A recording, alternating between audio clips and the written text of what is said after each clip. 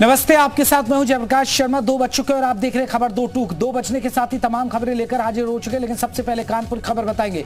यहां बच्चों को संक्रमित खून चढ़ाने से हड़कंप मच गया है। थैलेसीमिया पीड़ित 2 मरीज HIV पॉजिटिव, 7 मरीजों में हेपेटाइटिस बी और 5 में हेपेटाइटिस सी की पुष्टि हुई है। 180 रोगियों की स्क्रीनिंग में 14 मरीज आए सामने। रिपोर्ट पॉजिटिव आने के बाद मेडिकल कॉलेज में हड़कंप मच गया। बाल रोग विभाग के विभागाध्यक्ष ने मामले पर दी सफाई। मरीजों का यह आंकड़ा पिछले 10 सालों का है। मरीजों ने कहा कि खून चढ़वाया, इसकी जानकारी नहीं है। ये बड़ी खबर कानपुर से दर्शकों को बता दें। आपको जो वहाँ पे प्रकाशित हुआ है, ये पूरा एक्चुअली 10 साल में इतने बच्चे हमारे यहाँ इन्फेक्टेड हुए हैं, जिसमें 2 HIV हैं, 2 हेपेटाइटिस बी और 7-8 के आसपास जो हैं ये हेपेटाइटिस सी से संक्रमित हुए हैं। ये पूरा 10 साल का आंकड़ा है। ये कोई आंकड़ा ये नहीं है कि मतलब 1 महीने के अंदर या 6 महीने के अंदर ये पॉजिटिव हो गए हो। ये लंबे समय का पूरा आंकड़ा है, 10 साल में। तो बड़ी खबर आपको बता दें कि आप सवाल यह है कि लापरवाही के लिए कौन है जिम्मेदार? क्या खून चढ़ाने से पहले परीक्षण नहीं हुआ? ये एक सबसे बड़ी बात है। हालांकि अस्पताल प्रबंधन सफाई दे रहा है, लेकिन आपको बता दें कि मरीजों ने कहां खून चढ़वाया इसकी कोई जानकारी तो नहीं है, लेकिन ये बड़ी खबर है। और कौन जिम्मेदार है? क्या खून चढ़ाने से पहले परीक्षण नहीं हुआ? लेकिन आपको बता दें अब ये मामला सियासी तूल पकड़ता जा रहा है। अखिलेश यादव का बड़ा हमला, बच्चों को संक्रमित खून चढ़ा दिया गया। अखिलेश यादव ने सवाल उठाए। 14 बच्चों को HIV हेपेटाइटिस हो गया है। अखिलेश यादव ने कहा संक्रमित खून चढ़ाना गंभीर लापरवाही है, इस लापरवाही की तुरंत जांच हो। तो अखिलेश यादव ने आपको बता दें कि घातक गलती के लिए सख्त सजा मिले। यूपी में चिकित्सा व्यवस्था देखने वाला कोई नहीं है। तो अखिलेश यादव ने यह मामला संज्ञान में आते ही आपको बता दें कि सोशल मीडिया एक्स पर यह लिखा है, दांव पर 14 बच्चों की जिंदगी, संक्रमित खून चढ़ाना गंभीर लापरवाही है। अखिलेश यादव का बड़ा हमला, बच्चों को संक्रमित खून चढ़ा दिया गया। 14 बच्चों को HIV हेपेटाइटिस हो गया है। उन्होंने कहा कि हेपेटाइटिस हो गया है और संक्रमित खून चढ़ाना गंभीर लापरवाही, इस लापरवाही की तुरंत जांच हो और यह घातक गलती के लिए सख्त सजा मिलनी चाहिए। अब इस पे आपको बता दें कि सियासत भी गरमाने लगी है।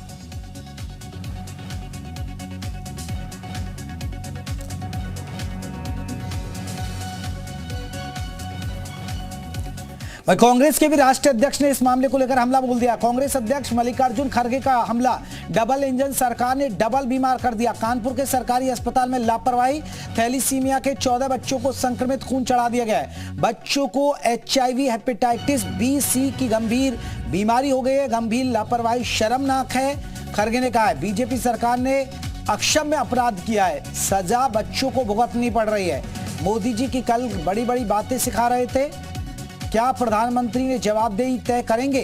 बीजेपी सरकारों की रत्ती भर की जवाबदेही तय है। तो मल्लिकार्जुन खड़गे ने भी आपको बता दें, कांग्रेस अध्यक्ष मल्लिकार्जुन खड़गे का हमला, सवाल सरकार पर उठा दिए। डबल इंजन सरकार ने डबल बीमार कर दिया।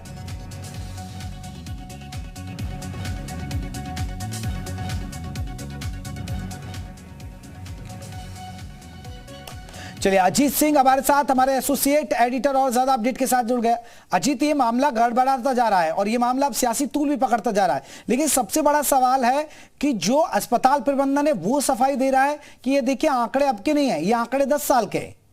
देखिए बिल्कुल जेपी, सवाल बड़ा खड़ा होता है, अस्पताल प्रबंधन क्या सफाई दे रहा है, ये जांच का विषय है। लेकिन 14 थैलीसीमिया के बच्चों को हेपेटाइटिस बी, हेपेटाइटिस सी और HIV यानी एड्स की जो प्रमाण मिले, जांच मिले, वो सामने आए, जो स्वास्थ्य विभाग पर बड़े सवाल खड़े करते हैं। डिप्टी CM ब्रजेश पाठक, जिनके पास उत्तर प्रदेश में स्वास्थ्य विभाग का जिम्मा है, वो दौरे बहुत करते हैं, अस्पतालों का निरीक्षण बहुत करते हैं, लेकिन शायद उनका ध्यान इस तरफ नहीं जाता। वो चाहे डेंगू मरीजों, और जो बात कानपुर में आई है कि थैलीसीमिया के 14 मरीजों को, 14 बच्चों को आपने जो ब्लड चढ़ाया वो संक्रमित था, क्या उसके पहले जांच नहीं की गई, उसकी छानबीन नहीं की गई, या फिर ब्लड बेचने वाले जो हैं वो कालाबाजारी कर रहे हैं, यानी सरकारी विभाग यानी स्वास्थ्य विभाग ब्लड उपलब्ध नहीं करा रहा। इसी तरह प्लेटलेट, जो डेंगू के मरीज होते हैं वो भी 10 से 15 हजार रुपए में बाहर से प्लेटलेट्स ला रहे हैं। ये मच्छरदानी तो दे देते हैं, बेड तो दे देते हैं, लेकिन दवाएं नहीं देते। इसलिए सवाल खड़ा होना लाजमी। हालांकि समाजवादी पार्टी के जो राष्ट्रीय अध्यक्ष अखिलेश यादव जो ट्वीट कर रहे हैं वो 10 सालों का, जो अगर स्वास्थ्य विभाग की माने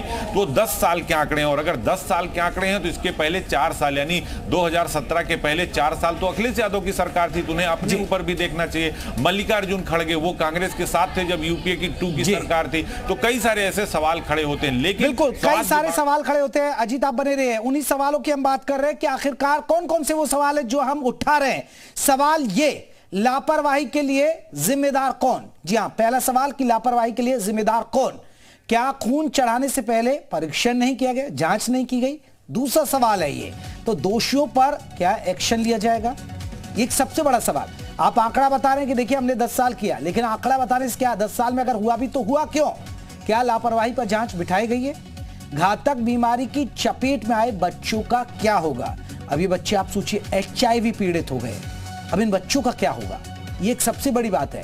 हेपेटाइटिस हो गया इनको, अब इनकी जान से खिलवाड़ किया गया और आप कह रहे हैं कि हमने देखिए 10 साल के आंकड़े। अजीत हमारे साथ, हमारे एसोसिएट एडिटर लगातार जुड़े। अजीत, सवाल ये नहीं है कि ये मामला है, लेकिन 10 साल भी अगर आप बहाना बना रहे हैं कि 10 साल का आंकड़ा है, लेकिन ये तो लापरवाही है, चाहे वो 10 साल हो 1 साल हो।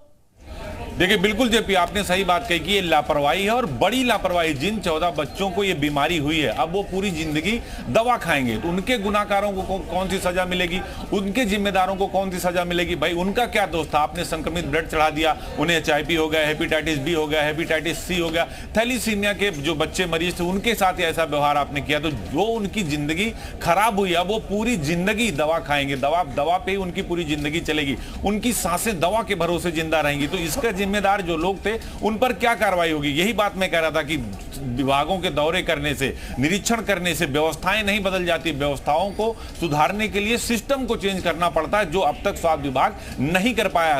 यूपी के कई विभागों, कई अस्पतालों का दौरा, सीतापुर से लेकर जो है बाराबंकी तक, स्वास्थ्य मंत्री ब्रजेश पाठक लगातार दौरे पर ही रहते हैं। हालांकि इस समय वो मध्य प्रदेश चुनाव में, लेकिन दौरों का कोई असर नहीं दिखाई दे रहा। जब तक आपकी बात अधिकारी नहीं सुनेंगे, सिस्टम आपके अनुसार नहीं होगा, आपकी बात लोग नहीं सुनेंगे, वो 10 साल के आंकड़े हों या 1 साल के आंकड़े हों या फिर 1 दिन के आंकड़े हों, लेकिन उन 14 बच्चों की जिंदगी से जो खिलवाड़ हुई उसके जिम्मेदारों के खिलाफ कार्रवाई होनी चाहिए। ये बात की हम जांच करेंगे, हम कार्रवाई करेंगे, इससे उनकी जिंदगी नहीं बदल जाती। उनको हेपेटाइटिस B हो गया तो ठीक नहीं हो जाएगा, उनको HIV हो गया तो ठीक नहीं हो जाएगा, तो इसके जिम्मेदारों की जिम्मेदारी तय होनी चाहिए। बार बार मुख्यमंत्री योगी आदित्यनाथ इस बात को कहते हैं कि अस्पताल, तहसील और थाने, इनको सुधारना बहुत जरूरी होगा, बहुत बड़ा सिस्टम होगा। आपने कोविड में देखा था कि सभी अस्पतालों में ऑक्सीजन मशीनें लगाई गई थी। अजीत आप बने रहे। वेंकटेश्वर शरण सिंह जी हमारे साथ जुड़े, चिकित्सा मंत्री है। मंत्री जी आपका बहुत बहुत स्वागत है। मंत्री जी, संज्ञान में आया कानपुर की घटना आप लोगों के? अभी कुछ घंटे पहले मेरे संज्ञान में आया है और ये बहुत ही गंभीर चूक हुई है और इसमें मैं अभी यानी मंत्री जी सो रहे हैं, मतलब आपका सिस्टम सो रहा है, आपको अब घंटे भर में ये संज्ञान में आया? बताइए, सब सो रहे हैं, इसका मतलब स्वास्थ्य महकमे के अंदर कठोर से कठोर कार्रवाई होगी। आप बिल्कुल, इसमें मैं आपको स्पष्ट बता देना चाहता हूँ, इसमें किसी भी तरह की कोई भी कोताही नहीं बरती जाएगी और जितनी भी अधिक से अधिक कठोर कार्रवाई होगी, कठोर कार्रवाई होगी। सर हो क्या रहा है? आप लोग तो बड़े एक्टिव हैं, आपके डिप्टी CM जो स्वास्थ्य मंत्री हैं वो भी एक्टिव हैं, वो भी दौरे करते हैं, आप लोग भी अस्पतालों में जाते हैं, बावजूद उसके सिस्टम को आप संभाल नहीं पा रहे हैं ढंग से, स्वास्थ्य सिस्टम को। अब देखिए अखिलेश यादव ने ट्वीट कर दिया, मल्लिकार्जुन खड़गे ने ट्वीट कर दिया, वो जवाब मांग रहे हैं मोदी जी से। अब संज्ञान में आया है, इससे आगे अभी जानकारी कर लेते हैं क्या है क्या नहीं है। और मेरा सवाल है स्टेट हेल्थ मिनिस्टर से। जी अजीत जी हमारे एसोसिएट एडिटर है, आपसे सवाल लेना चाहते हैं वेंकटेश्वर जी। जी सर, मेरा सवाल आपसे यह है कि आपके डिप्टी CM स्वास्थ्य विभाग के बड़े बड़े अधिकारी, प्रमुख सचिव हैं पार्थ सारथी, सेन शर्मा, रोज अस्पतालों का दौरा करते हैं, निरीक्षण करते हैं, लेकिन क्या ये खाना पूर्ति है? ये बड़ी चूक नहीं मानते आपकी? 14 बच्चों को थैलीसीमिया के, उनको संक्रमित खून चढ़ा दिया गया, हेपेटाइटिस B, हेपेटाइटिस C और HIV के शिकार हो गए, तो जिनकी वजह से ये बच्चे अब जिंदगी और मौत के बीच लड़ाई लड़ेंगे, पूरी जिंदगी दवाई खाएंगे, उनके खिलाफ क्या एक्शन ले रही है सरकार और आपका विभाग? ये अगर इस तरह का मामला है तो ये बहुत ही गंभीर है और मैं आपको ये सुनिश्चित करता हूं कि माननीय मुख्यमंत्री जी से वार्ता करके जिसकी गलती वजह से ये हुआ है तो उसके खिलाफ कठोर से कठोर कार्रवाई होगी और मैं 2 दिन के अंदर ही सुनिश्चित करूंगा कि जितनी भी कठोर कार्रवाई हो, अगर ये सही है तो कठोर से कठोर कार्रवाई हो। मंकेश्वर जी, जिस तरह आपने जिक्र किया कि अभी मुझे घंटे भर पहले पता चला है, तो आपने अभी वहां किसी से बात की इस मामले में? मैंने अभी वहाँ पे CMO से कहा है कि मुझको पूरी टोटल जानकारी देके आप तुरंत अवगत कराएं। लेकिन सर ये कह रहे हैं कि ये 10 साल के आंकड़े हैं। अब सवाल ये है कि आंकड़े अगर हैं 10 साल के भी तो लापरवाही है। निश्चित तो इसको देखना पड़ेगा ना, 10 साल का आंकड़ा है कि 6 साल का, ये तो पूरा देखना पड़ेगा ना। ये जब तक पूरी जानकारी नहीं आ जाएगी तब तक इस पे बहुत जल्दी कुछ कह देना भी मेरे ख्याल से ठीक नहीं रहेगा।